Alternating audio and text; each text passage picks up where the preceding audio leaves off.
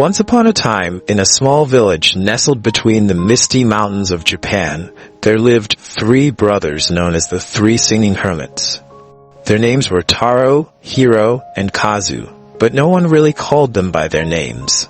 The villagers simply referred to them as the Singing Hermits, because wherever they went, they sang. The hermits' songs weren't ordinary. They didn't have words or a clear tune. It was as if they sang the wind, the rivers, and the rustle of the bamboo.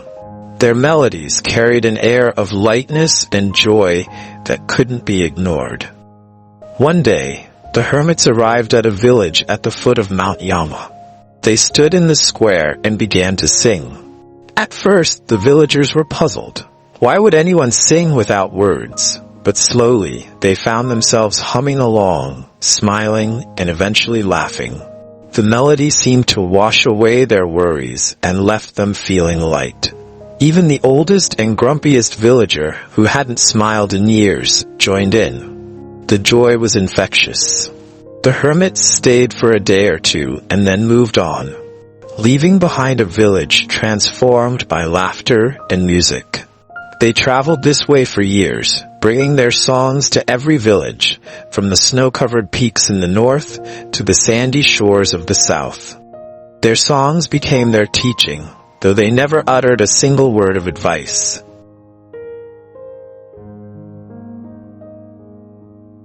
One crisp autumn morning, the Singing Hermits arrived at a remote village that had fallen into deep despair. A harsh storm had destroyed their crops, and sickness had spread through the town. The people were grieving, unsure how to move forward. The hermits stood in the center and began to sing their joyful, wordless melody. At first, no one responded. The villagers were too burdened by their sorrow. But the hermits didn't stop. They sang louder, their voices weaving through the despair like sunlight breaking through storm clouds. Eventually, a child, drawn by curiosity, approached them and began to clap along. Slowly, one by one, the villagers joined in. Their hearts felt lighter.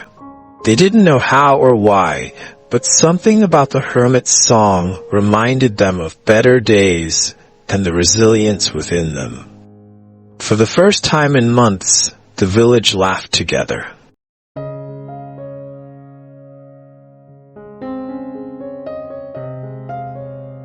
Years passed, and one day, the eldest of the hermits, Taro, peacefully passed away while they were staying in a quiet village by the sea.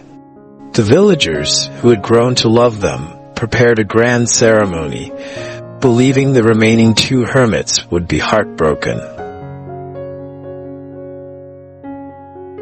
But to their surprise, Hiro and Kazu sang louder and more joyfully than ever before. The villagers were confused. "Why do you sing when your brother is gone?" they asked.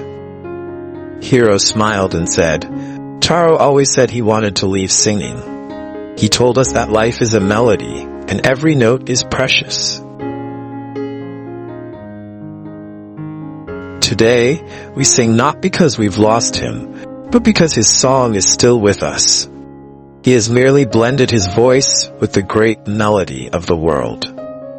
The villagers nodded in understanding, and when Taro's body was placed on a small wooden raft and sent out to sea, Hiro and Kazu began to sing a tune so beautiful it brought tears of joy to everyone who heard it. As the raft drifted, the setting sun turned the horizon golden, and the villagers joined in, their voices carrying over the waves. From that day on, the village remembered Taro not with sadness, but with songs and laughter, inspired by the hermit's wisdom. Life is fleeting like a melody, but its beauty lies in the joy it creates. But the story didn't end there. The hermits continued their journey, and their fame grew. In a bustling town near the capital, they encountered a skeptical merchant named Ryota. Ryota was known for his sharp tongue and his inability to believe in anything that couldn't be weighed or measured.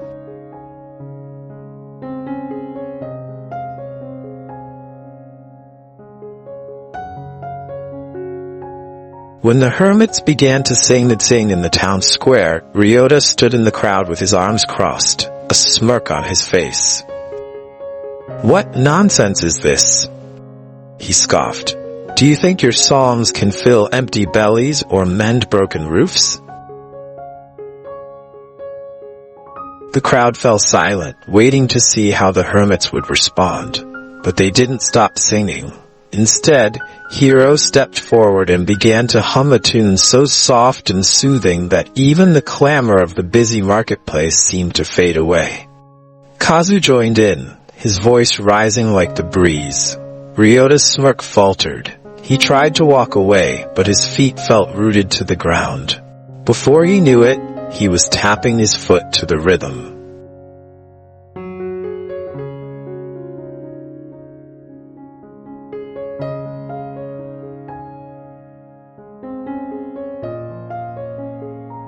After the song ended, Ryota approached the hermits, his expression no longer skeptical but curious. "How did you do that?" he asked. "How did you make me feel lighter?"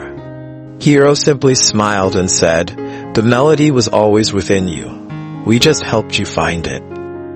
From that day, Ryota became one of their biggest supporters, sharing their story far and wide. He even funded a festival in their honor, where people from all over Japan gathered to sing, laugh, and celebrate life. One evening, as the festival lights twinkled and the sound of music filled the air, Kazu turned to Hiro and said, "Do you think Taro can hear us?" Hiro looked at the stars and replied, "Not only can he hear us, he's singing along." And so, the legacy of the Singing Hermits continued. Their songs a reminder that life, no matter how difficult, is a melody meant to be sung with joy and shared with others. So next time you face a moment of despair or doubt, pause, hum a tune, and let the music guide you back to the joy that makes life worth living.